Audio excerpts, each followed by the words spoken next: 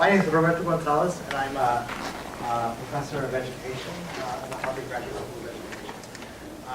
Thank you for coming to this special DACA seminar event, Power, Youth, and Resistance. This is, I think I've lost count, but we've scheduled 20 events over the course of the semester. So we're somewhere in the 15 that we've done, and this is one that's really special to me. Three of my heroes here at Harvard. Before we get started, I should say give a special thanks to our sponsors: Harvard Graduate School of Education, the Inequality in America Initiative, Harvard University Faculty of Arts and Sciences, the Committee on Ethnicity, Migration, and Rights, the Charles Warren Center for Studies in American History, Harvard Act on a Dream, Define American, and this afternoon's event is also being co-sponsored by the Carr Center here at the Kennedy School. I want to thank my fellow co-organizers who are not here today, Walter Johnson and Kirsten Weld, and a special thanks to Robin McDowell and Keish Kim, who are doing really 99.9% of all the heavy lifting of this seminar.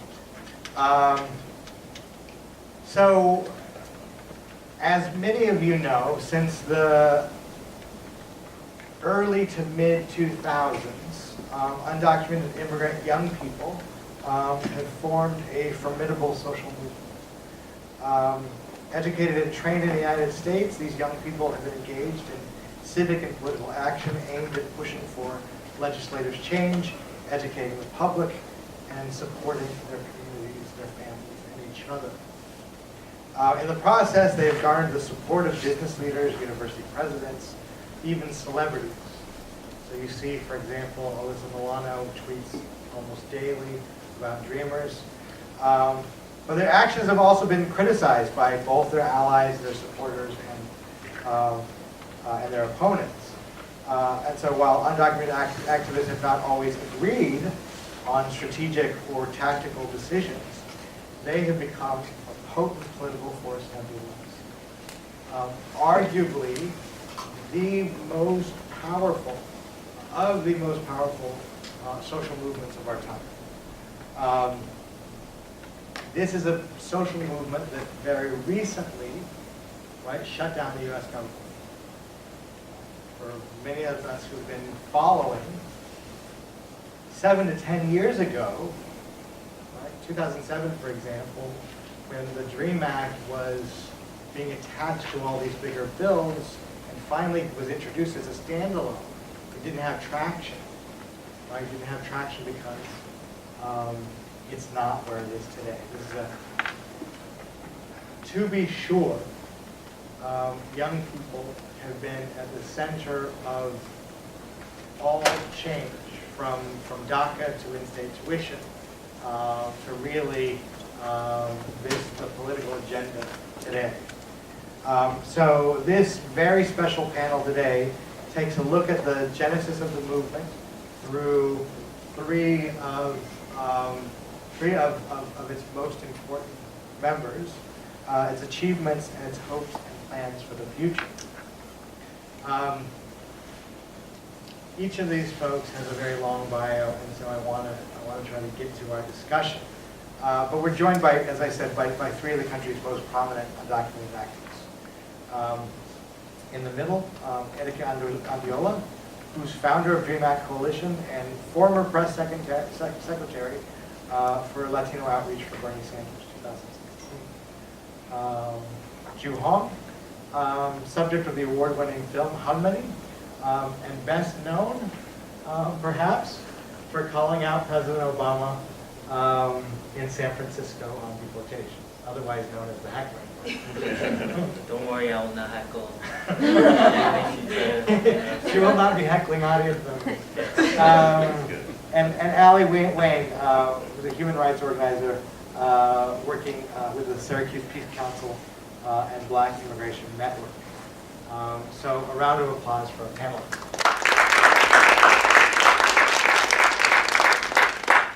So I wanted to start out with a, because I didn't read your very long bios and all your accomplishments, I wanted to start out by asking the three of you. And can people hear me? People can hear me fine. Seems like my mic is not working, but maybe it is. Could each of you talk a little bit about your entry into and your history with organizing, activism, movement building, as you define it? So how did you get into it? What was the impetus? What were you doing? When was it? What was going on? And maybe we can start with Chu and what you're doing. Yeah, I mean, again, my name is Chu, and I'm really honored to be here. I think that this is an important discussion. I've been involved in immigrant rights movement for the past 9 years, and a lot of things have changed, except two things. One is I'm still undocumented, and two is I'm still single, trilingual, and desperately ready to mingle. Not kidding. People often ask, how can I support you? Finding a U.S. citizen booth, so please DM me if you're available. There's a part of the resistance. That's kind of a separate campaign that I wanted to sign on social media. He's known for this, though. Yes, I do it every time. That's called political strategy, by the way. For me, I think that my entry point is through online and social media. When I found out of my immigration status during my senior year in high school, I wasn't sure how to navigate and even go to college, and so I try to, find resources and find immigration and legal remedies for myself and my family, and I looked into online and doing a lot of research. And while I was doing that, I found this website called Dream Act Portal, or also called DAP. And it's an online forum where people cross-share information and resources and policy updates, and even undocumented people sharing their personal stories. And I felt like I found a sense of community in that forum, and I started getting a lot of information and started connecting with other undocumented people, and eventually I met with undocumented people in the Bay Area where I'm from. In person, we started organizing events and still connecting with them until this day. And that's one of the entries of organizing activism around immigration issues. And other entry point for me was through a nonprofit organization. Again, during my senior year in high school, I didn't know how to apply for college, and we were looking for organizations that support undocumented immigrants, and we found a nonprofit organization based in LA called Korean Resource Center, where they help Korean immigrants. And my mom and I called and contacted them, and they told me that I could go to college despite the fact that I'm undocumented, and that really changed my life. And not only did they help me apply for college, but also they really stayed connected with me and really exposed me into this political arena where they taught me about this importance of grassroots organizing. And through a nonprofit organization, through grassroots organizing, I met with other undocumented folks and learned about the DREAM Act, there are other state immigration policies, and slowly became aware of politics and the importance of organizing and connecting with other people. And that's how I kind of started off my organizing in the immigrant movement. Hello, my name is Erika, as you mentioned, you can see. I started organizing in Arizona.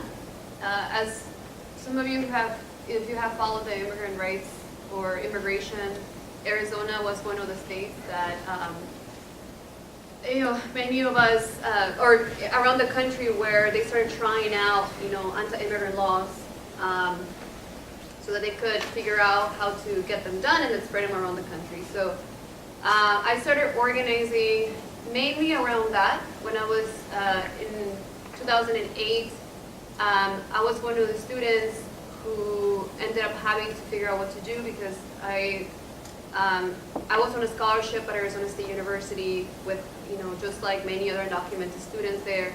And we just learned that we had to pay out a state tuition out of the blue because voters ended up voting for this called Proposition 300, which took away our in-state tuition and basically took away all our scholarships if they were coming from the university.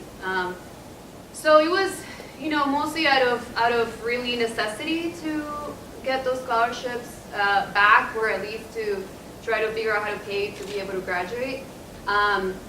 This was like around 2008, and that led into this organization at the university called the Arizona Dream Coalition, which was the first undocumented youth-led organization in the whole state. This is around a time where there were a ton of dreamers who were already organizing around the country, but we didn't know each other. It was sort of like, we thought we were like the dreamers, and then we found out about New York and California and in Miami, and it was like, wow, there's a bunch of other folks who are organizing around this issue who, for one reason or the other, it was like a very similar thing that they were fighting for. It wasn't for DREAM Act, it was for like in-state tuition or for some sort of like educational, like, figuring out how to go to school, I guess. And so I got a lot more plugged into the national organizing in 2010 when Arizona sort of became like the center of attention around SB 1070, which is like the Papers, Please law, if some of you are familiar with it. And basically it was like the testing, center of the anti-immigrant movement, but it was also where, when that happened, all the national organizations like went into Arizona, like, how do we do this? How do we defend it? And so I became very, very involved with the national movement. They all came to me, basically. they all came to us. And I started organizing with United We Dream, which was, at that time, is how all those little groups that I'm talking about started getting connected. I was I was in the first board of directors of United We Dream, and then in the first national coordinating committee, which at that time was the first committee, or the first ones to start, figuring out the whole DACA strategy together with other folks outside of United We Dream. But we were the ones who started really spreading that strategy to groups across the country, and led basically the fight with other folks. And yeah, fast forwarding to 2015, I through all the work that I had been doing with the movement and with DACA, and then ended up working as one of the first dreamers to work in Congress. The media says I'm the first dreamer to work in Congress, but I think there were some who were just not saying they were dreamers. And I had all that experience, and so I ended up in the Bernie Sanders campaign as one of the press secretaries, doing a lot of the strategy around his platform on immigration, but also, being sort of the spokesperson for him in the Latino community. And now after a crazy fight in this past couple of months around DACA, I decided to step down from the work that I was doing with around the Bernie world. And yeah, focusing on trying to figure out how to get something done around the issue. So yeah.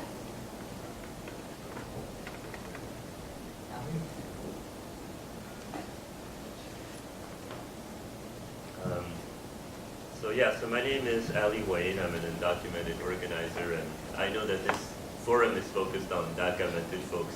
Well, I'm a so-called dream elder. Like, I'm so old that I couldn't even qualify for DACA. Like, at 41, this movement makes me feel like I'm 73 years old or something like that. But I became undocumented way back in '96. But my organizing started back in '03, but with doing anti-war organizing. So I didn't start out in the immigration, the migrants' rights movement, as I like to call it. I really started out with anti-war issues, economic justice issues, and like most folks who were undocumented in the country, I was too terrified to share my status, and then I started hearing these stories about these like insane kids who were like starting to share their status publicly. And I actually remember, like, genuinely my first reaction when I first heard of undocumented youth sharing their status. The first reaction was just like, these are not bright individuals. Like, why are they doing this? They're just waiting for ICE and Border Patrol to come and pick them up. Like, it was that bold, like now people talk about people coming out of the shadows almost like if it's a lifestyle for activists. Like back in maybe 06 was when I first started hearing the first folks coming out. It was ridiculously brave. Like the first folks that I remember coming out, they would come out, testify in front of Congress, and then immediately have to go underground because ICE would go after them, after their families. Like it was a truly bold act. But to tell you the truth, I did not want to be an activist. I did not want to be an undocumented activist. But the issue really came to me. I organized this group called the Syracuse Peace Council in Syracuse, New York, go Orange. And a bunch of us who were activists in lots of different movements really started hearing what I think of as like horror stories in our communities of like people in our communities like being disappeared. People saying things like, my dad went to the grocery store 3 days ago, like we haven't seen him since, like where is he? And through our connections in the city, we're able to figure out that these folks were undocumented individuals, were being picked up by both the ICE and also Border Patrol, because Syracuse is 100 miles from the border, which gives Border Patrol jurisdiction to operate. And ICE and CBP were basically just coming to pluck people out of our communities with impunity. As bad as the Trump era is, it's not unprecedented. This stuff has been going on under Bush and for most of the Obama presidency until maybe the last 2 years or so. And that's when I first started doing anti-deportation work. A couple of us created this group called the Detention Task Force, where we basically found individuals who had been detained in our jail systems. We bailed them out, and then we worked on their deportation cases.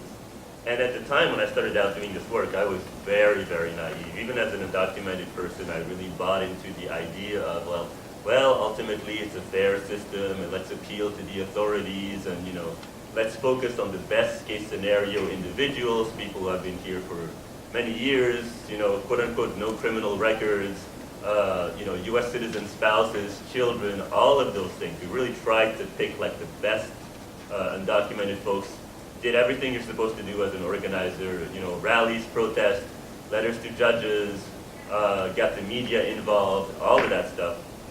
And we quickly found out that we lost like the majority of these people to deportation. And that was maybe around 07 or 08 or so that all of this work was happening. And that's when it clicked in me that this was not about individuals, that it was about a system, a very brutal system, and a very efficient deportation machinery that is very impersonal, and that has been built up from, at the very least, 1996 on, and that has been a bipartisan project. And ever since then, I've gotten involved, like Drew and Erika, with other undocumented organizers and activists, and got involved in lots of the different fights around the DREAM Act and DACA and all of those things. But frankly, one of the reasons that I wanted to be here today, was to go beyond this conversation around DACA, and to think about how we have gotten to this point where we have created these narratives around sort of deserving dreamers, deserving immigrants versus other, illegal aliens, right? Who might not have like 4 degrees, and might not speak, the language and all of that, but then are seen as disposable. And now I'm on the steering committee of the group, a group called the Black Immigration Network. We're really exploring the connection between, the intersection of immigration and racial justice. One of the things that became very clear to me, obviously, as I thought about my status as an undocumented immigrant, was that regardless of whether I got my papers or not, I would still be a black person in this country, and I still had to go through what that meant, sort of I might not necessarily be as quickly profiled by ICE, but I have been profiled by the police in this country. And so that led to an analysis that has really forced us to think more deeply about the criminalization process as a whole, not just about the criminalizing of immigrants, but also the criminalization for black and brown U.S. citizens as well. So going beyond the immigration question into who gets to criminalize populations, who does it serve, and that's kind of where my work is at these days. I think it's really important to have folks working within the DC framework in order to have access to the rights that I believe we're owed as human beings. But I think that we need to complicate this question around criminalization and to go beyond our movement of immigrants' rights, but to think about our connections to different movements of racial justice. And that's where my work is at, and that's what I've been doing ever since. So glad to be here. Yeah, so this is, so I want to pick up on a couple things. One, I think that you all have been doing this for between 10 and 15 years, right? And sustained this kind of sustained organizing. And I think that what is unique about this movement or series of movements is that you are really organizing. You're organizing those who look like you, those from your communities, your families, and really the fight that you're engaged in is really very personal. And so how have you sustained this kind of high level work? I mean, you all have been involved in civil disobedience, have really fought at the ground level. You've fought really at kind of the highest levels, right, in Congress. And so how do you sustain this? How do you keep going? What feeds you? Share a little bit about your trajectory. We can pick up from the lead.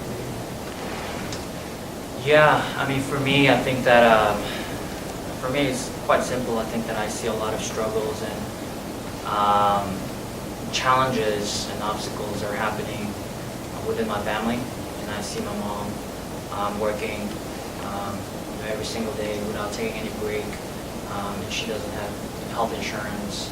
And when she gets sick, she just stays home and try to figure it out on her own. And when I see my sister, can I get access to college education for many different reasons.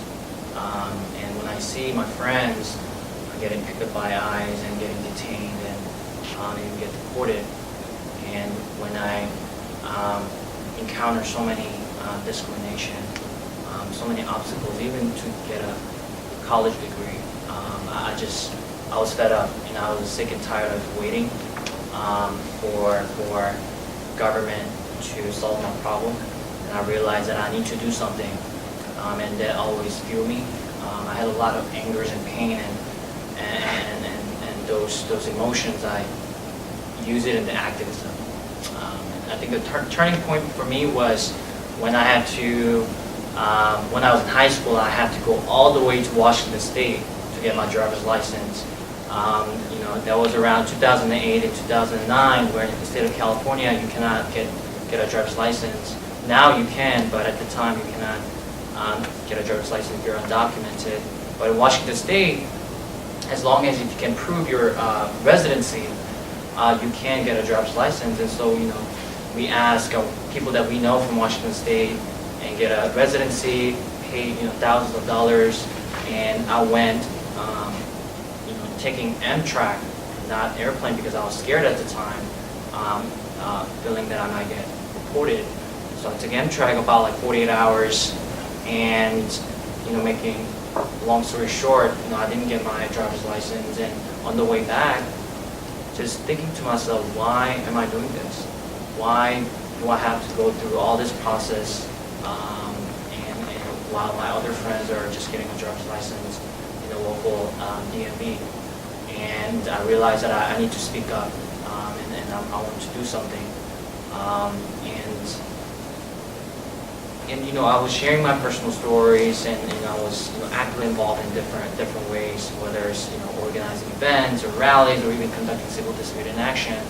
But I think I got to that point in part because of other undocumented youth.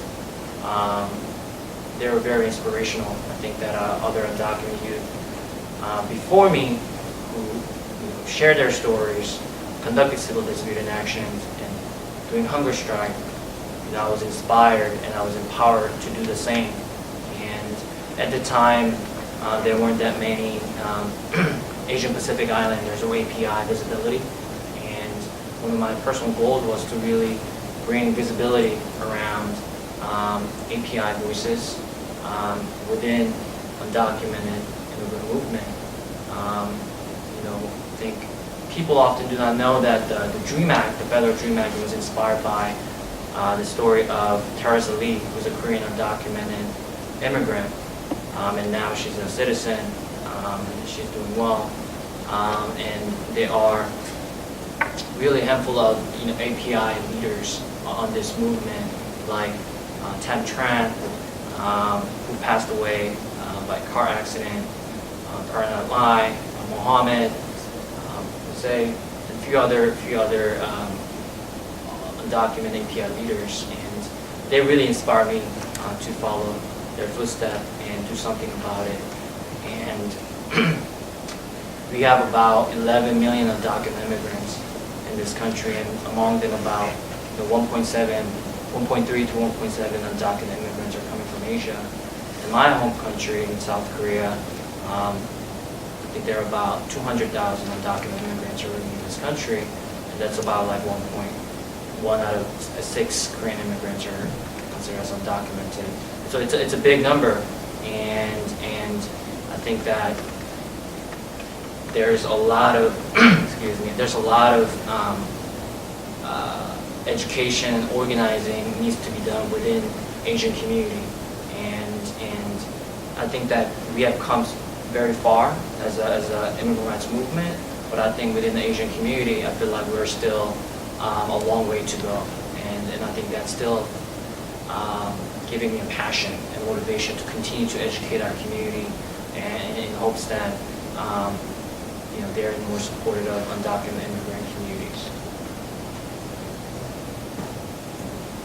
For us, it was New Mexico from Arizona, so we do a little carpooling to New Mexico. Oh. For that license. It's hard. You know, this past couple of weeks, I've just been thinking to myself, I've been doing this thing for like 10 years, and I feel like I'm still talking about the same thing over and over again, whether it's to members of Congress or to the media or workshops, you know.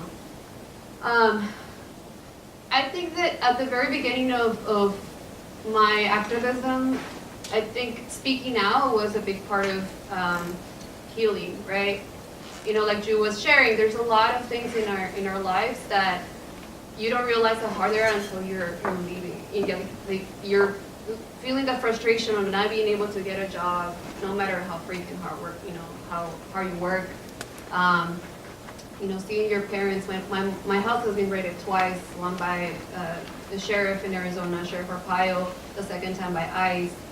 So there's like that trauma that you have to carry, you know, as an undocumented person. And so when you start speaking out, you know, there's sort of like this sense of like, now I'm sharing with other people, especially if you're organizing with undocumented people. There's a lot of like, you know, it's sort of like being in group therapy. Like you're all like, yes, I go through the same thing. You know, you're feeling the same way. And I'm just talking to Ali and Jude today. Earlier, it just felt like a therapy session. You know, we're like, yeah, I feel the same right now. But I think, you know, once you're in the movement, and I've been thinking a lot about this, you know, as I invite more and more dreamers that are really young and to get into the movement, that we also need to prepare people on how hard it is also to be, you know, a leader in this movement. I feel like there's many times your story becomes more of of something that the media wants to hear, more than now just sharing it for the sake of healing. And just you're saying your story over and over and over again, it just becomes tiring. And, you know, this past couple of weeks when we were pushing for that, for a dream, when DACA was taken away, I heard a lot of, young dreamers who were like, I want to stop talking to the media. I want to stop telling my story. I want to stop, like, being the spotlight of everybody because I'm doing this out of pain and out of, frustration because it's happening to my life, but I don't want to be doing this anymore. Right? And sometimes I feel like many times like that, I want to be able to share with them. I want to be able to fight, I'm really passionate about environmental justice. I'm really passionate about women's rights. I'm really passionate about so many things. I mean, I came out of the Bernie campaign. I believe in Medicare for all and education for all and just all these amazing things that I want to be able to like talk about and strive for. But I'm stuck talking about how DACA needs to be protected and how I want papers and I need papers and how my mom needs to stay in the country with me. It's like shit that like I shouldn't be fighting for still 10 years later. And so I think it's tough for a lot of us, and Ali and I and Drew were just talking about mental health and how right now it's very needed in the movement. I think a lot of us need to be able to step back and realize that it's been a long fight. It's been a very traumatic fight, and that this fight might be a long time fight for a lot of us if all of our families are undocumented or, it's hard to get out of it. And even though we get jobs and then we get bored and we come back, and it's sort of like a cycle, right? So we need to get ready for the long run, and we need to be able to figure out a way to empower leaders to come out and empower young undocumented folks to be able to speak out and organize. But I think we also need to be ready to figure out how to best support them mentally so that we can have a sustainable movement of people who are not just jaded, but for people who are still empowered to be able to continue to fight in the long run. Yeah, I mean, I agree with pretty much everything that's been said. I did want to start with what Erika mentioned, which is the importance of like mental health doing this work. I'm a big advocate of like people seeking counseling because it is a tremendously traumatic experience, both physically, psychologically.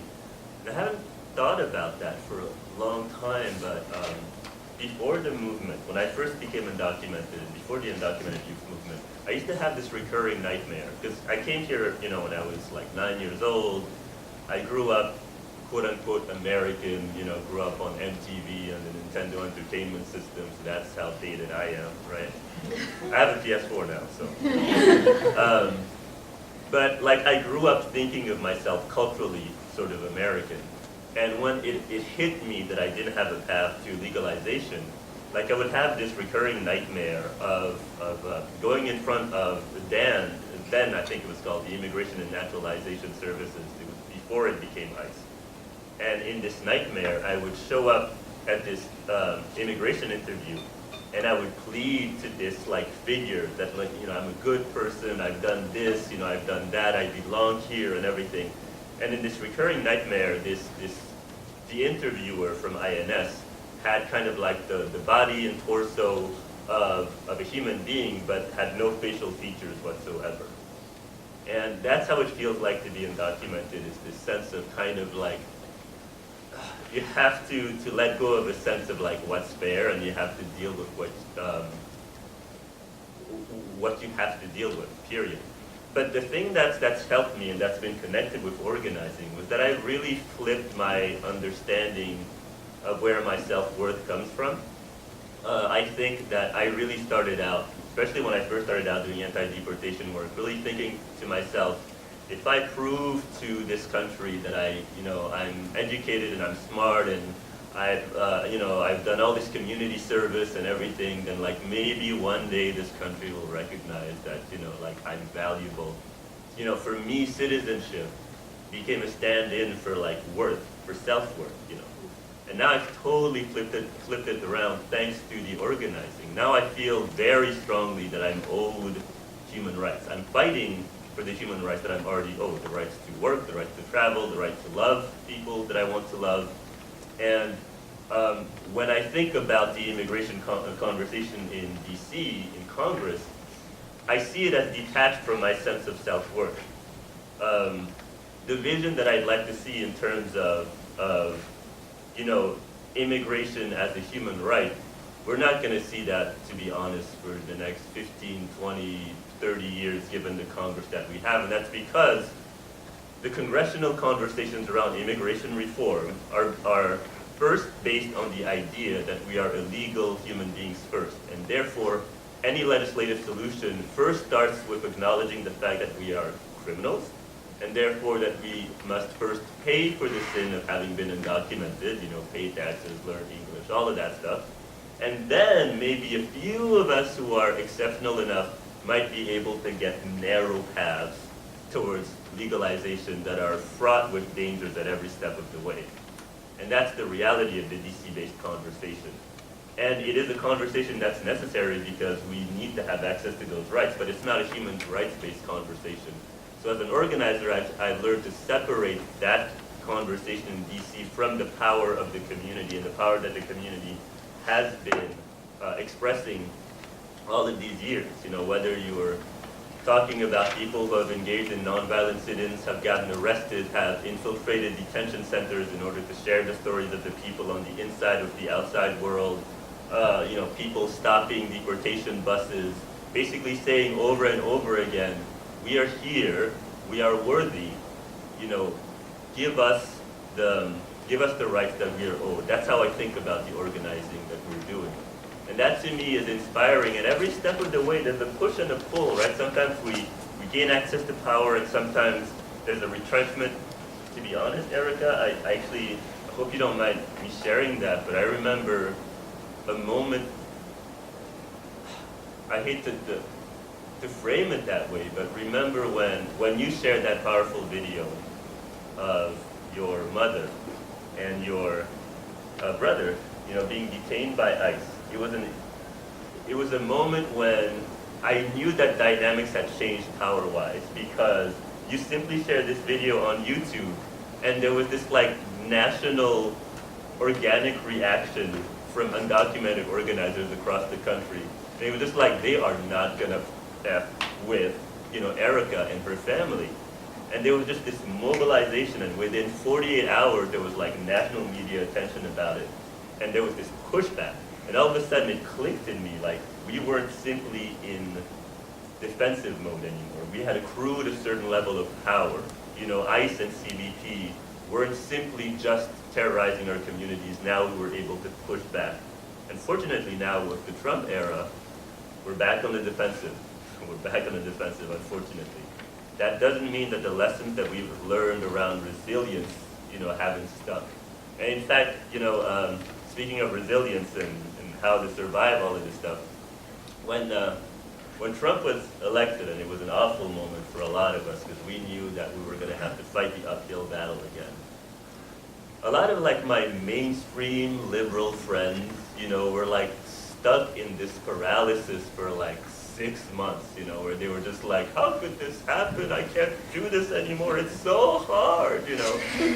And I don't mean to be mocking, but I was on the phone with like other undocumented organizers, and within the first week we were just like, all right, well, you know, back to basics, you know, let's get back in the streets. Let's get back to, you know, if we have to get arrested, let's do that. If we have to shut things down, let's shut it down.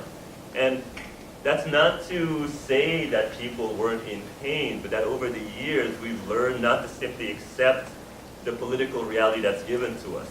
Even without the right to vote, we've literally been able to change this nation. And so I get very impatient when I hear U.S. citizens say, like, there's nothing we can do about the system. A lot of us don't have access to the right to vote, and we've been able to shift the system. And I think that it's really, this moment of Trump is really about our allies stepping up to the plate in the same way that I think a lot of undocumented people have been stepping up to the plate for many, many years. And I'll share with you one story of someone who inspired me early on when I was struggling.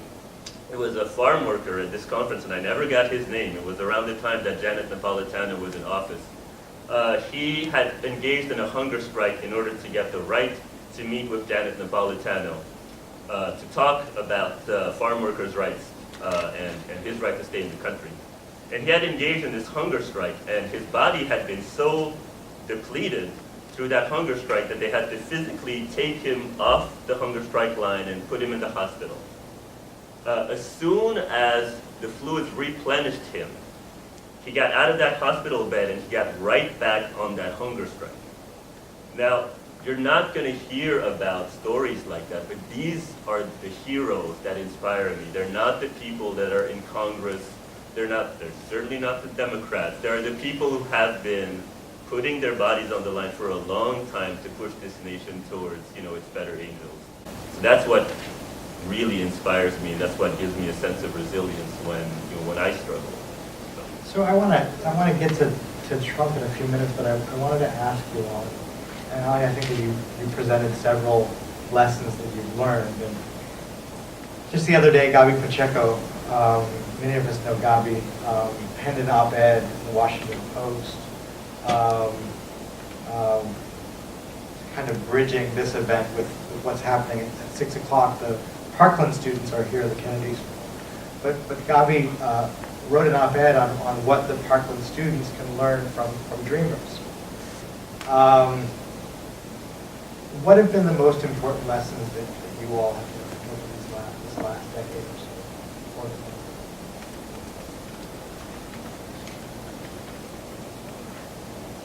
Well, I think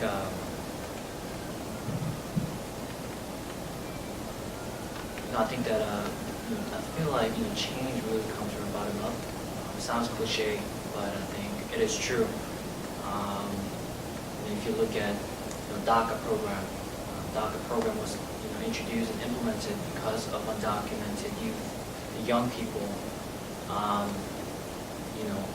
took actions and demanded it to stop the deportations, and as Erika mentioned, a lot of undocumented youth spoke out and really took their own body and chained themselves in front of the buildings and chanting undocumented, unafraid, and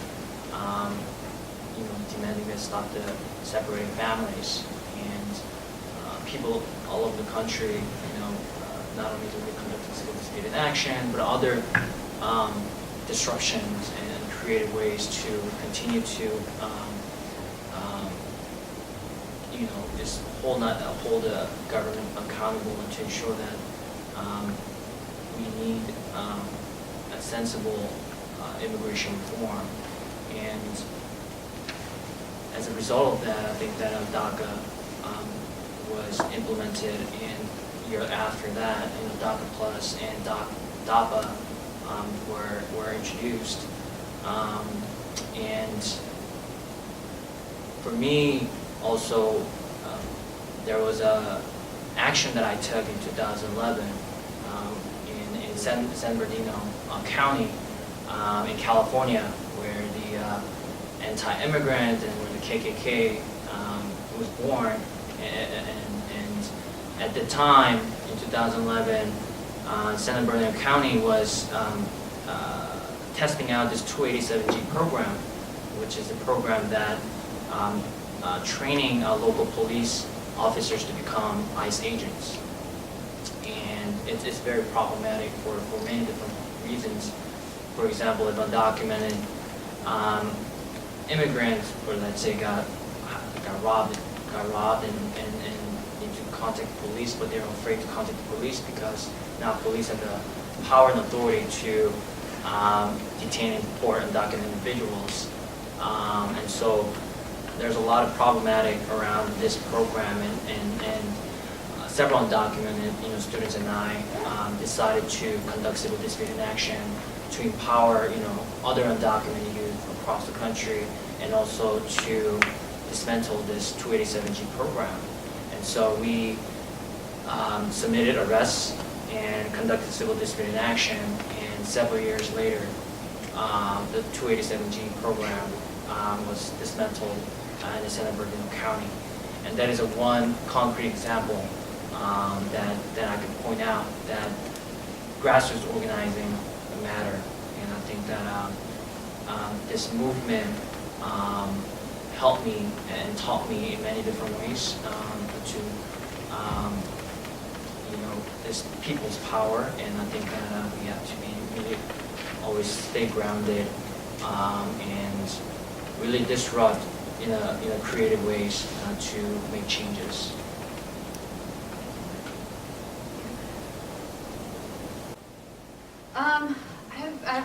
I could make like a huge list of everything that I've learned, but I think given the framing of the question in terms of, the Parkland students, I think I've been thinking a lot about this, like what are the sort of similarities, how, to be very honest with you, when I saw the amount of just incredible support, right, that came out of the shooting for this amazing young activists, right, that just like happened from one day to the other, like their Twitter accounts were started just like growing like crazy, and there was just like this incredible amount of support that for us it took us years. But I think for me, I just like at first I was like, oh my God, that's crazy. I mean, and a lot of things crossed my mind. I was like, is it maybe because they're mostly white? Is it because they can vote? I don't know, right? But I don't necessarily have a great analysis, but I do think as a sort of an organizer, the moment was right? There's a shooting, people are angry at every single shooting, and nothing happens. The momentum dies down, nothing happens, and these young people like took action, so people were waiting for that to happen, right? So I feel like the actual momentum of that was just like incredible. And I also think that there is a variable of like they can vote, and they're sort of the next generation of kids who we really need them to get politically active. And so I still have a lot to think about around that. But what I would say, if I could have like a sort of chat with some of these young leaders, is that it's important that I think for us what we had to learn was that we need to be very careful about the not-for-profit industrial complex, on how they might want to sort of drag you into being more for a political party than on the long run than for the actual cause that you're fighting for. And I think for our Dreamers, we sort of, at the very beginning, we were the other way around. I feel like a lot of us got pushed into thinking that the Democrats were going to come and save us. And that was the only way that we could do anything, was by electing more Democrats, and then you're going to get it done. And then that was the case. We had a majority and a Democratic president, and nothing happened. Not even the DREAM Act, right? And so for us, like a lot of us became really like, whoa, what's going on? And not necessarily to be here, to be partisan or to talk, down around the Democratic Party. I just think that you have to be very focused, and you also, I think for a lot of us, we need to make sure that we're thinking around this as how do we build power for the people and for those that are fighting for the actual cause, and not necessarily for a political party that at the end of the day, if we keep doing that, it's just going to be a cycle of nothing happening. And so I just really hope that all of these movements, I figure since Trump won, there's sort of been like this, I see like a peak of movements, right? Me Too happens and boom, everybody's talking about it, dies down, and nothing happened in Congress. The Black Lives Matter happens and then it dies down, and then now is this issue and it dies down. DACA happened, it dies down. I just really hope that we're using all of these moments to activate more and more people, and actually doing the grassroots work that needs to get done for the elections, but beyond the elections. Or else we're just gonna keep on doing the same thing over and over again, and 2020 is coming, and I am not ready for another 4 years. So, yeah, I think there's a lot of lessons to be learned across movements, not just with the students, that we need to start thinking about, and getting ready to actually start winning and stop like just losing over and over again through the past couple of years.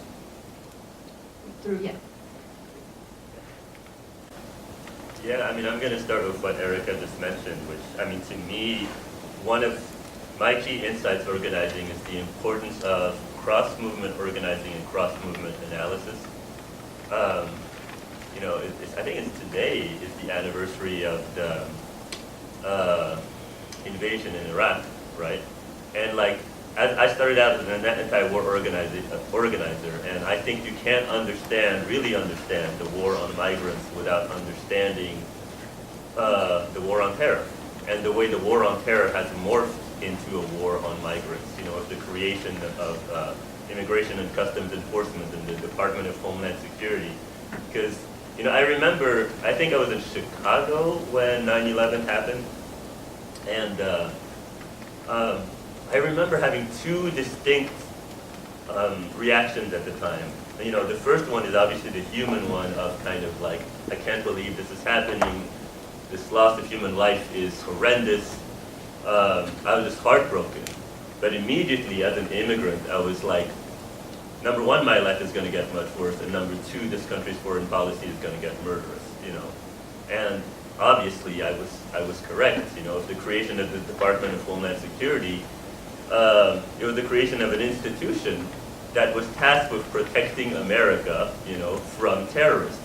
Now, as catastrophic as 9/11 was, you know, there aren't that many catastrophic events like that. So you're not going to be able to find, quote unquote, terrorists out, you know, in the country. So the way that you justify the budget of Homeland Security is that you deport as many people as possible, low-hanging fruit, and say you've kept the country safe. And that way the term illegal alien in many ways, like, for a while it became politically synonymous with potential terrorists, right? So those two conversations are absolutely connected. You know, you can't think about the immigration detention system without thinking about the broader prison industrial complex. You know, and once again, with 9/11, the same private prison corporations that had been making a lot of money incarcerating poor black and brown folks under this rubric of the war on drugs, they turned around and they decided, you know, well, immigrants are the new cash cow. And I mean, literally, I read some of the business prospectuses of some of these corporations. You know, they saw what was coming down the pike, and they helped write anti-immigrant legislation like SB 1070 to make sure that people were going to get incarcerated and detained and deported because it's profitable. You know, when Trump was elected, the stock of private prison corporations shot up. You know, there's another sort of connection that needs to be made.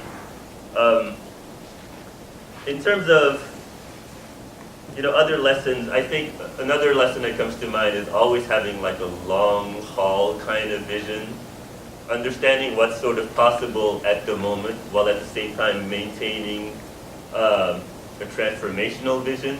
You know, I like to think of it in terms of like the reforms that are possible at the moment through Congress versus the vision of how we want to transform the society, which is probably going to come, you know, 20, 30, 40 years down the line.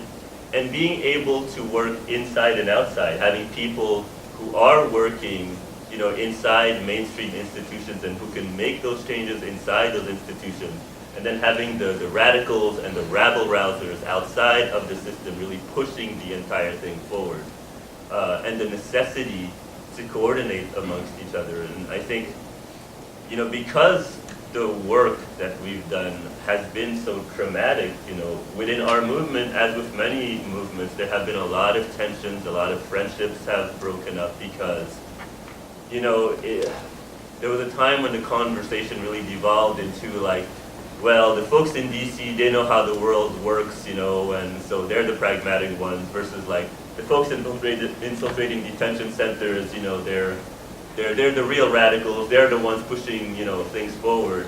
And there was an understanding that we actually needed each other, you know, that we needed the radicals and we needed the ones on the inside in order to shift the system, because it takes all of us, you know, to move it.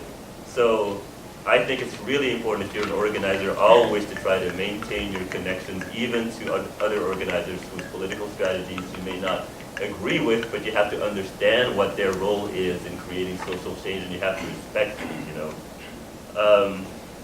I think you need to think creatively about what the political opportunities are. You know, even when there's a crisis as an organizer, your job is to think about how does this move us forward. You know, like I actually remember when SB 1070 happened, the undocumented immigrant And the human being, me, was heartbroken about what that would mean for our communities. But the organizer in me was like, this is going to move us forward. Because what SB 1070 did was that it forced police departments to basically profile, black and brown folks. And there were a lot of folks, in our communities, a lot of folks, don't want to name too many names, but a lot of Puerto Ricans, for example, who were citizens, for example, they didn't think of themselves as part of this broader movement. Until SB 1070 happened and they started getting stopped by cops left and right, and they were like, oh, they mean us. Whether you're a citizen or not, this is a racial conversation we're having. And so it was this interesting insight where, like, on the one hand, I was really frustrated, but on the other hand, I was like, this is going to push more folks, especially more people of color, in our ranks of people we can organize with.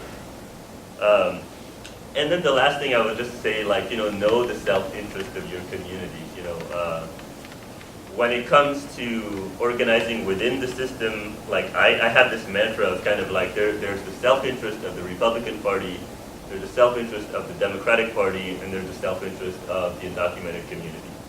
And you have to think through what those different self-interests are. I think, one of the things that we have, that more and more undocumented immigrants are understanding, is that maybe one of the issues that we struggled with over the years as we've tried to create change is that many of us became convinced that the Democratic Party kind of that they were our natural ally. It doesn't mean that, like, we didn't need Democratic Party politicians. We need them in order to get the vote. But there were times when I feel like the party used undocumented immigrants to look good without actually necessarily giving us what we want. I mean, this latest fight on DACA is a perfect example. Like, every single time that the Democratic Party has had the opportunity to use its leverage in terms of the budgeting process to push for protection for dreamers, at the very last second they're just kind of like, well, we're going to decouple budget and protection for dreamers. And I just hope that, like, the American people are going to be sympathetic to the dreamers. Every single time they've had the opportunity to take a risk for dreamers, they've left them to dry. And I think it's heartbreaking to see that, but I think it's important for undocumented activists to pay attention to that and to remember what our self-interest is, so that we can play the system that we have as best as we can. And that means, sometimes working with Democrats, sometimes strategically working with Republicans, as long as we get what I think we're owed. So on that note, and I realize that we're running a little late, and I want to get to questions in about 5 minutes, but I wanted to ask one last question. And that is that, I think that a lot of young people who've been organizing really kind of cut their teeth under Obama, right? And the Trump thing is a totally different animal. So I think that, given what you know, given your experience, what is your assessment of kind of where things need to go moving forward? So is that, we've talked about kind of a combination of strategies, we've talked about intersectionality of movements, we've talked about moving from the kind of national to the local. In your opinion, we really only have about 5 more minutes, and I didn't turn off. Yeah, just really briefly, what's your assessment of where do we need to go next? Where do movements, where do young people, where does this country need to go next? In 1.5 minutes. No pressure. Yeah, that's right, 1.5 minutes. It's a tough one. Bullet points are fine too. At least good at that. I don't have that. I don't know the answer. But what I think is, for me, maybe the micro level. I think that undocumented youth and young people should strategize and put some efforts and focus on local and state level while also pushing for federal level immigration policies like the DREAM Act. In the local level, right now, instead of California, certain cities like Oakland and Berkeley are banning companies that are partnering with border wall builders, and that happened because of organizing, right? And instead of California, we invested over $45 million to provide immigration legal services, education and outreach, and removal defense and other immigration integration efforts and protect immigrants. And we were able to get that because of organizing in the state of California. And we also have the sanctuary state in the state of California because we demanded it and we organized for many years throughout this human rights movement. And so I think that we have some really great opportunities to win battles in local and state level and to protect undocumented immigrants. And in macro level, I think that we need to think about electoral politics and civic engagement, especially what's happening in 2018. There's a midterm election. I think that we have really great opportunities for us to hold elected officials accountable in what we want. And I think we can make significant change in 2018 and obviously in 2020. And obviously we need to have discussion around what type of immigration policy that we want. And I think there's a lot of division, different ideologies within undocumented immigrants, even around the DREAM Act. And I think it is an important conversation. And in order to have, get everyone's input, we need to have everyone's on the table, right? And that includes, API communities. That includes other sector communities who may have left out and need their voices to be heard. And so I think that in the long run, even short run, I think that when we have this type of conversation, we are trying to have this pushing and influencing the immigration policies. And by the way, I feel like now we have a political capital to really influence these immigration issues. Dr. Gonzales mentioned that now we have support from celebrities and Fortune 500 companies and politicians from both sides want to support DACA, and they're claiming that they did, they're the one that kind of got DACA, and I don't know, the DREAM Act is a popular term in this country now, and so we need to use this opportunity. But the question then becomes, who sits on the table? How can we have a collaboration with different sectors? And I think this is an important conversation that we need to struggle with. Totally, everything that you said, I know it's just movement building, definitely at the local level. Electoral politics, I completely agree. I would just add that we need to figure out what the hell happened in 2016. I feel like we still have a lot to figure out of why that happened, and I lastly think that we cannot just be on the same, I was mentioning the cycle earlier, we cannot just be on the same cycle of thinking that if we just elect progressive folks, you're gonna get everything you want. I feel like within immigration, we need to figure out a way to be able to win in those states where Trump won. Not necessarily being anti-immigrant, even if you're a sort of liberal or running as a Democrat, or not for us to be able to elect people who are willing to be bold on immigrant rights and criminal justice and other issues that pertain to people of color, and who can also win those states by talking to working class people and to white folks who are also really poor and need to figure out how to move forward. But that they're not just stuck thinking that the only way that they're going to win those folks is by going anti-immigrant. So I really believe, and again, I did work for a social, the social democratic person, but I do believe that going into some of these places and figuring out how to win with a populist platform, or in a way that can talk to all people that are going to believe without necessarily going against us, it's going to get us a long way in the long run to be able to pass immigration reform or anything that's going to be able to help us get citizenship and at the end of the day, recognize our humanity. Yeah, I mean, everything, you both said, re-emphasizing the importance of sanctuary legislation and sanctuary cities.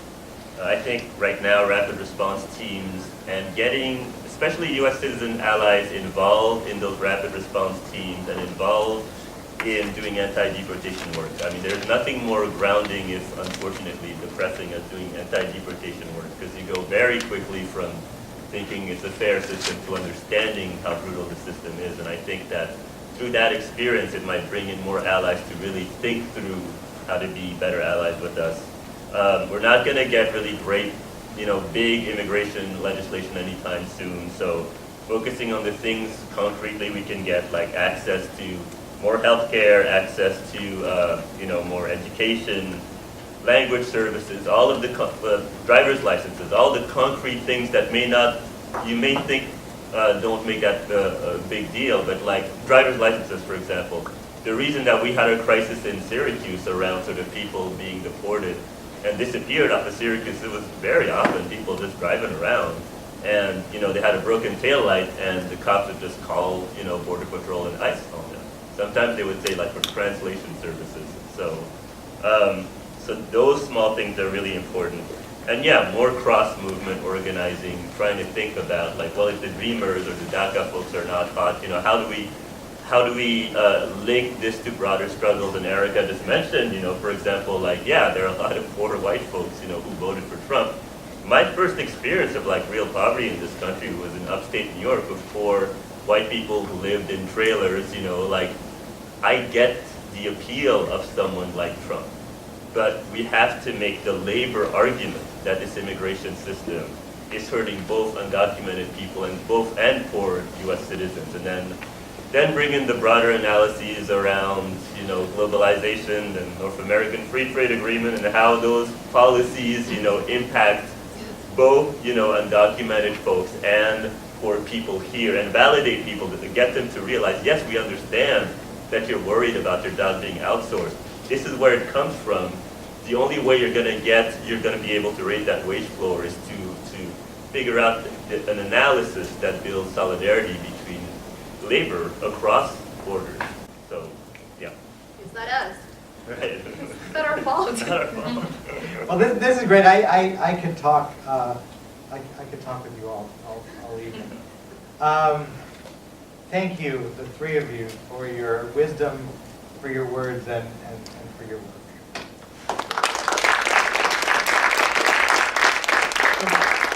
So we've got time. We've got time for questions.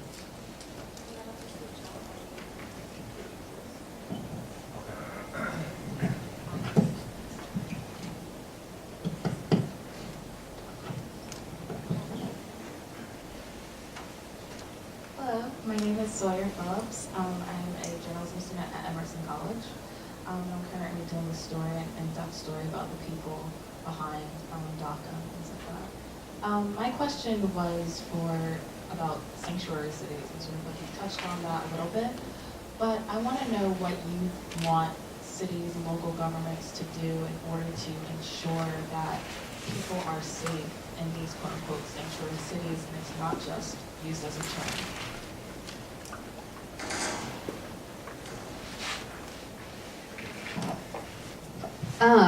Yeah, so sanctuary cities, I think there's so many ways. I think that the word sanctuary became kind of a thing when Trump won, right? Which was, for me, was like kind of amazing to see that there were people who were never really involved in like deportation defense stuff to like now be like, oh my God, let's like stop the raids, It was just kind of cool to see. It was also like, that's not how it works. It's more complicated than that. And so sanctuary became a word, that for us it means like part of it is like having the ability to give literally physical sanctuary for people, which is important. Finding churches, finding places who don't mind getting in legal trouble. I mean, honestly, I see it as an act of civil disobedience. It's like, I will hold this person knowing that they can come and get him, or her, and I'll do it. So I think that part is definitely important to keep building, that solidarity within community members. It doesn't have to be just churches. In terms of the city and the states, I think a great example is in terms of statewide, California was the first state, in the entire country, who passed a sanctuary law, who's now being, obviously Trump is all over the place trying to get it, defeated. But they passed it, and what it really means is making sure that the police is not actively working with immigration to be able to deport people. And it's huge because the majority, and I don't have an actual statistic, but I do know that the majority of people who end up in the hands of ICE comes from the police having interaction with them. And so, if you're able to decouple that enforcement, with ICE and immigration, ICE and the police, is definitely going to help lower the amount of deportations. But also, like Ali was mentioning, the type of racial profiling that happens just because police has the ability to stop people, to be able to ask them for their papers, like in Arizona, it really, really has an impact on people of color. So, we can talk a lot about sanctuary cities, but definitely I think following the example of California, in places where they say they're really, really progressive, like Oregon, like Washington, like these are the times to go to those states and really, really make sure that they're doing this. And then at the city level, there's many ways to show, that you can be a sanctuary city. There's different ways, but definitely looking into making sure the police is not cooperating and that the jails are not holding people just for immigration purposes, which can look in different ways. They could just literally hold the people there, or they can have ICE outside of the jail waiting for those who are coming out. So yeah, those are. I don't know if you want to add anything. Other questions?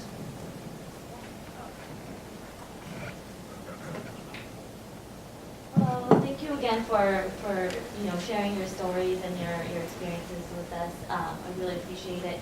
My name is Elaf. I'm at the education school, and I'm just trying to think about how to support young students, undocumented and students in mixed status families right now who are experiencing high levels of stress and experiencing mental health issues due to the kind of political climate that we're in right now. And I'm trying to understand how organizing has actually can be empowering. So for you all, how has organizing, or what aspects of organizing has maybe helped you address some of the mental health issues that you've experienced?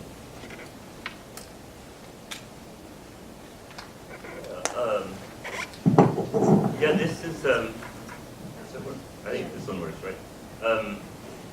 So yeah, two things. Yeah, as an educator, obviously, if you have access to mental health resources, I think, connecting the students to that would be great. But yeah, sort of the practice of organizing, it's interesting because it's both, on the one hand, it is empowering, and on the other hand, it's draining, so you have to find the balance. But I certainly know that I feel less afraid than I was when I started organizing. And to be honest, and I don't know, at least that's been my experience, but to me, like, the undocumented youth movement did not start out with like, let's go fight for the Dream Act. It was just like a bunch of undocumented youth getting together, just talking to each other, like checking in on each other, just being like, this is crazy, right? Like, are you afraid? Or, how are you holding it together? And it's out of these sort of organic support groups, that then the political organizing came out of that. The sense of like fighting for our rights came out of that. But if one of the things that's great about in this moment, despite the fact that we have Trump, is that we have built these networks over the past couple of years where if you just take a little bit of time to Google, you can find support networks of undocumented folks, undocumented students. It doesn't have to be connected to organizing at all. Just people you can simply call and sort of check in and validate your existence. Because I think it's very isolating when you're undocumented and you think you're the only person. So finding these support networks really helps. I started to feel like, less crazy than I am when I started to really link up with other undocumented folks who validated my existence. Yeah, I would say that, so much has been made about kind of coming out publicly. But I think that equally, if not more powerful, has been the process of coming out to each other and finding these communities. Absolutely. I think we had a couple questions over here. Yeah, thank you all for coming here and sharing your insights. So I think, as some of you noted, one of the challenges that we face on the left is that we're fractured in these different issue and identity silos. And I think also the left is fractured into kind of tactical silos, right? Where we've got our folks who are really fired up about direct action, and we've got folks who are really fired up about elections. And they don't overlap as much as they should or could, right? I think probably the last time that a movement really bridged that gap was in the civil rights movement, right? Where they were really serious about direct action and really serious about the electoral process, which is one of the reasons they were able to build serious power. And so I'm curious to hear from you guys, how have you found, where do you see movements today that are doing the work to bridge that gap? And what have you found in your own work is effective in getting folks who are usually fired up about one or the other kind of strategies to think more broadly and holistically about political action?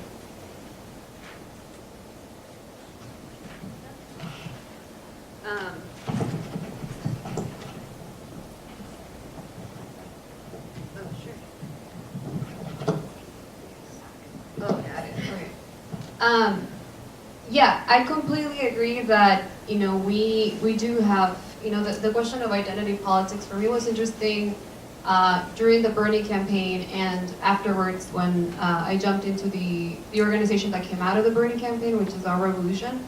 I was a political director. And so Krasner was one of the people we endorsed. Anyway, so I saw your sticker, I was like, we endorse guy. I'm no longer with the Revolution, but for me, it was always a big question, right, of identity politics, because I feel like part of me was always, working with folks, and honestly, majority white folks, in that specific organization, a lot of like the Bernie movement when it started, right, that was like, even Bernie was like really against identity politics. Like, we gotta be able to talk about everybody, right? And then I completely agree that we need to figure out how to talk about the needs of all people, especially working class people. But I feel like it got to a point when I was like super like, heck yeah, we need to be very careful. And it got to a point where it was too extreme, that it was like, let's not talk that much about resistance, and let's not talk that much about how to build sanctuary cities or how to do this, because we need to think about how we're gonna move forward, like the Bernie vision, all these amazing ideas that we need to strive for. And so many times I feel really isolated as like, well, but I am going through a really hard time. I'm undocumented, I am a woman of color, I'm all in for, Medicare for all, but I don't even have access to Obamacare, because Dreamers, DACA recipients don't have that, right?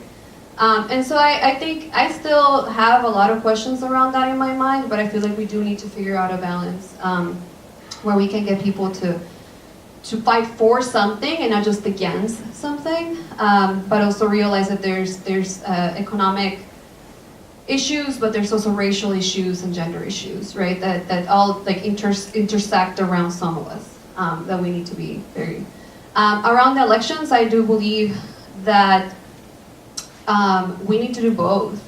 I think I was one of the dreamers back in the day where I was like, fuck politics, and I am not gonna walk for a candidate ever, because they all suck and they're all like just people who are never gonna do what they said they're gonna do. I was really jaded.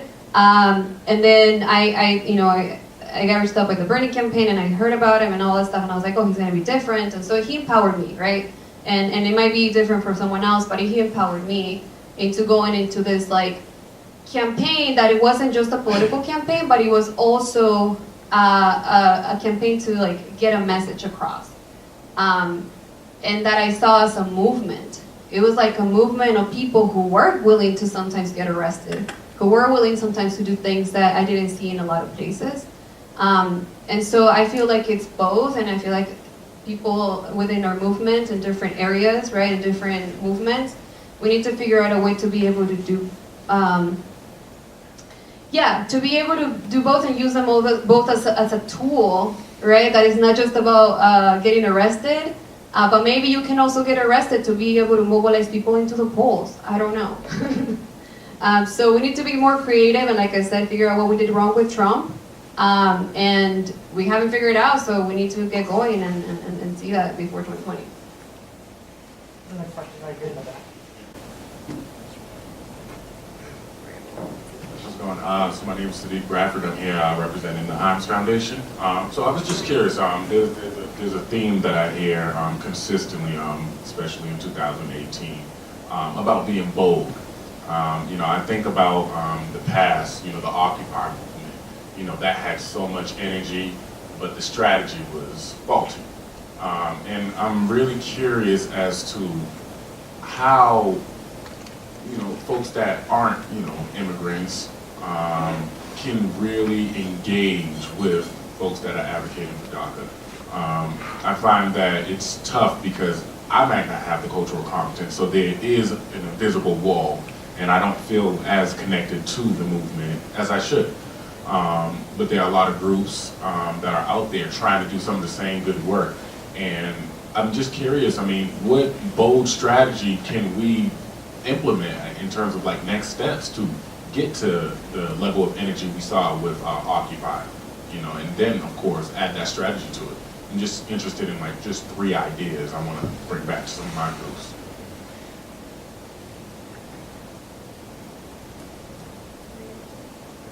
I'm talking too much. I always do, but. Well, first I want to get to your point very quickly. I think that I actually embrace diverse actions and different ideologies coming into play within the movement. Actually, more disagreement and more that we have, I think more creative strategies and actions that we produce. That's what I've seen in my personal experience. For a long time, I thought that maybe we need some consolidated action ideology as a collective movement. But now I'm just kind of reflecting back first of all, it's not going to happen. But I think maybe it's good the fact that we have different strategies and multiple points where we can push the envelope. Because in fact, everyone's different. My experience is different than Erika, and my experience is different than Ali, and other 11 million undocumented immigrants.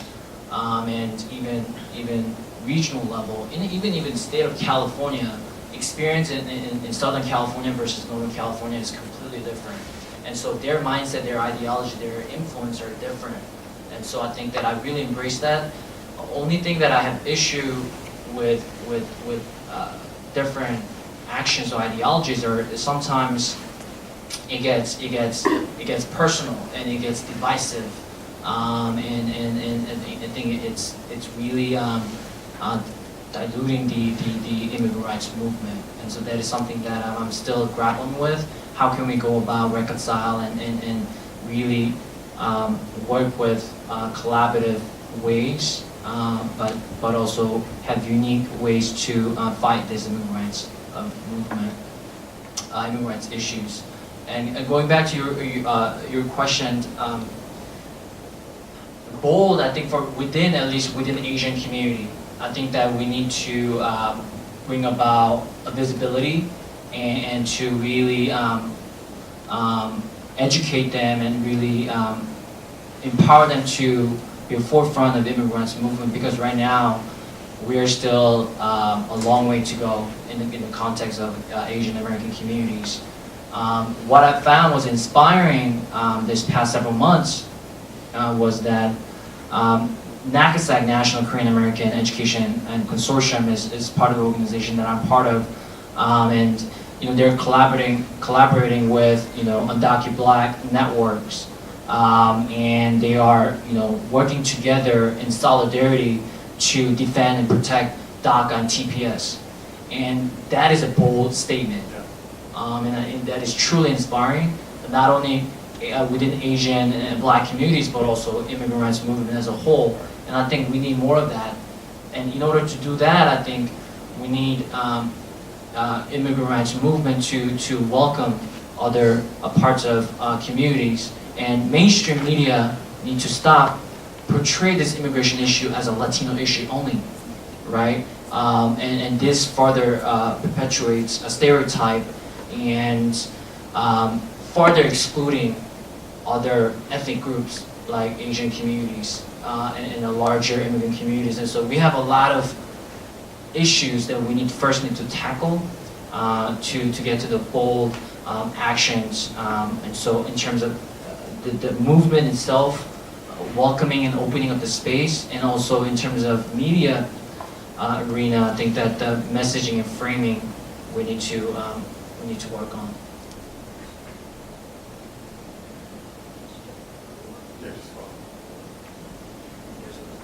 Yeah, I'm just curious also, just a little bit more specific, what would you do in terms of welcoming? I know that, we know that there's a narrative issue, and there's always been a narrative issue to make us much more opposed to immigrants' rights in general as Americans. So I'm curious, like, how do I approach an Asian organization or Latino organization? I don't think these are things that are really important, and having that cultural confidence. So, I mean, where do I start? Just personal experience, I think connecting values, common struggles, whether it's economic perspective or moral perspective, whatever it might be, just connecting with them on a personal level.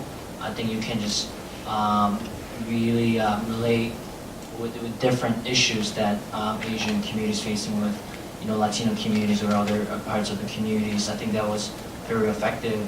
And in terms of welcoming within the predominant Latino immigrants movement, I think that will be helpful in terms of welcoming Asian undocumented immigrants into this larger movement.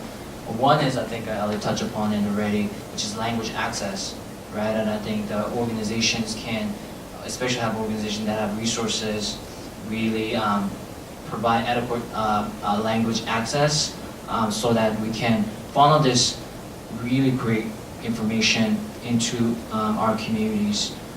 Within, Korean community, we don't have, major TV outlet like Telemundo or Univision, and so we rely on trusted messengers, usually a leader within the community. But leader within the community first, they're oftentimes not included within the immigrants movement, or they feel as if excluded. And even if they're included within the organization, within the community, do not have a support system like language or capacity.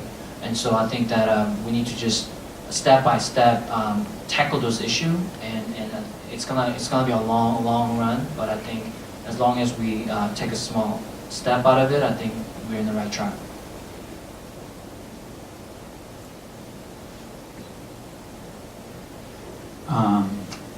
Well, I just want to echo my thanks again. My name is Sergio Marin, and I'm from Hines as well.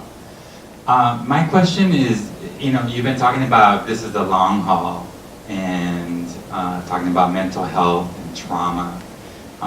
Any of us that work in the community know how taxing it is to organize, to work on so little resources, right, available to you, especially when you don't have a choice, right, because there's no other option. And as we think about the long haul, the long vision, how do we support people? How do we develop leaders? How do we are more creative in how we sustain people's full humanity in this process? Have you seen anything that you feel has really done that, or is there anything that you've been thinking about that we should be thinking about over the next 10 years, over the next 5 years, around leadership development, taking care of folks, supporting? Yeah, I kind of want to take this question on in order that, as an admission that I'm still very much working on it. As much as we want to talk about, the long haul, the bottom line is not everyone is going to make it through the long haul. Some folks are going to be incarcerated, some folks are going to be deported, some folks are going to die. This past year was very hard. I'm involved in organizing with the Black Lives Matter movement in upstate New York just these past 8 months, we lost 2 members to suicide. And one was a close friend of mine, and in our local Syracuse chapter. And all of us in our local Syracuse chapter, like, we knew she was kind of struggling, and we sort of like, you know, all of us checked in, but we didn't really have a strong support network. And part of it was, to be honest, it was because of how much the system had hardened us. And what I want to, the reason I say that is that I have a friend of mine, Erika, who's one of the leaders of Black Lives Matter Syracuse. And she was telling me about one of the last long phone conversations that he had with this friend of ours who committed suicide. And Erika is a lawyer, and Erika told us that, like, one of the last conversations, she asked to have Erika draw up her will. And because of the work that we do, which is really, you know, really intense, really openly criticizing police, you know, criticizing some pretty powerful institutions, like, he was just like, sure, I'll do it for you. But, like, it didn't even occur to him to just be like, why are you asking me this? You know, it was just simply like, given the work that we do, yeah, it's you need to have your will prepared to be ready, you know. And out of that tragic event, we've been having more conversation within our chapter around figuring out structures so that we can take some time away and just hang out and be together, because we found that very often we just hang out with each other when we're in organizing meetings. So all that to validate the importance of your question and to tell you that we're working on it, and it's an imperfect process, especially as you're dealing with so many people who are traumatized while you are traumatized yourself. It's hard, and I certainly don't have the answers and working on that.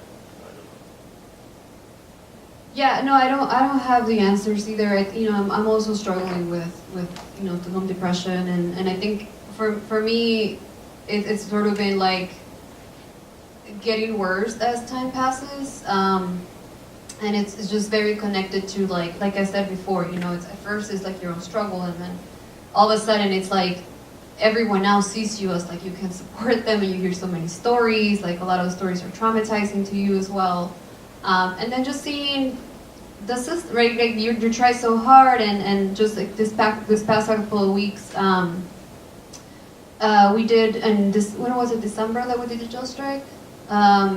You know, it was one of the tactics that we thought about, you know, to be able to get Schumer to move his party to I mean, not shut down the government, but to use the government, you know, funding fight to be able to get DACA through it. And one of those ways was to do a jail strike that we thought about, because we're like, we've done everything. Like, I mean, I don't know how many people have gotten arrested in DC anymore. Like, I lost count.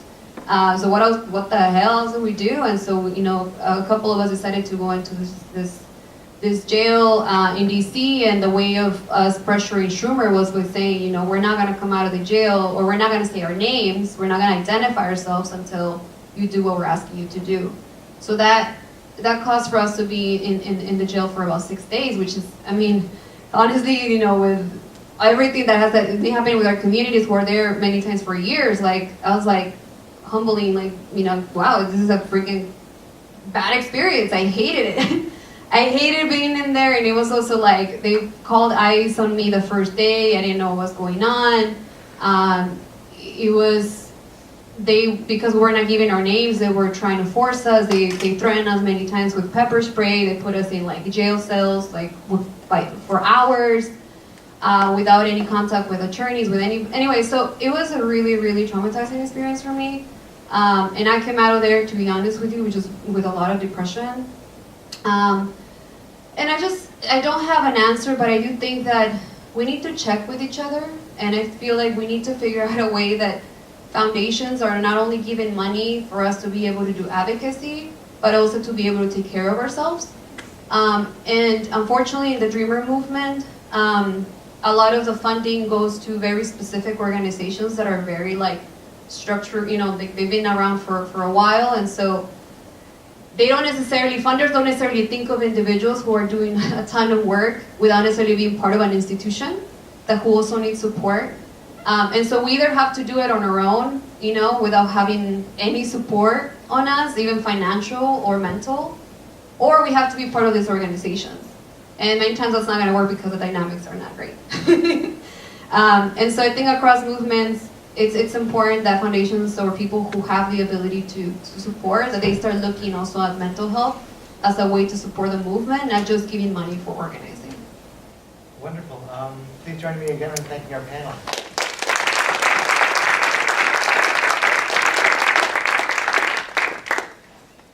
Thank you, Roberto.